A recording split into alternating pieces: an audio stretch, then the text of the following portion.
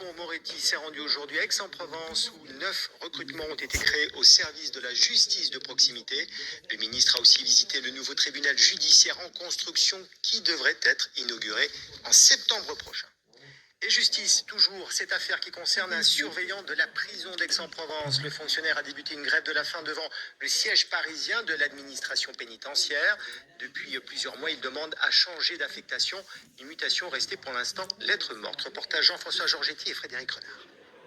Je me trouve donc au siège de la direction de l'administration pénitentiaire. Je vais dormir sur place et je vais effectuer une grève de la faim. Jérémy Ourtoul est désespéré. Il a pris sa voiture, a roulé toute la nuit pour aller à Paris et se faire entendre. Depuis plusieurs mois, ce surveillant pénitentiaire demande à quitter son administration pour notamment, selon lui, des conditions de travail difficiles et un rythme qui a entraîné des difficultés familiales conduisant au divorce.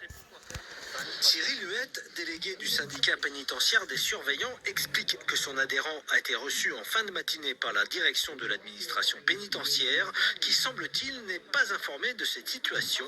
Et pourtant, nous, en tout cas, notre organisation syndicale l'avait dénoncé il y a plusieurs reprises et même en passant par d'autres instances, puisqu'on avait mis en copie le garde des Sceaux à l'époque et le préfet des Bouches-du-Rhône de l'époque, ainsi que le préfet de police. Et le procureur était avisé par le biais de lettres ouvertes sur plusieurs difficultés qui avaient pu être rencontrées sur ce poste de travail.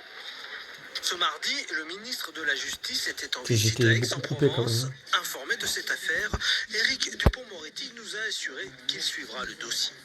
Sa situation administrative est à cet instant où je vous parle examinée par les services. Et vous comprendrez que dans ces conditions, je ne puisse pas vous en dire beaucoup plus. Mais sachez que c'est un dossier, naturellement, qui, comme tous les dossiers, est suivi de près par le ministère. Le maire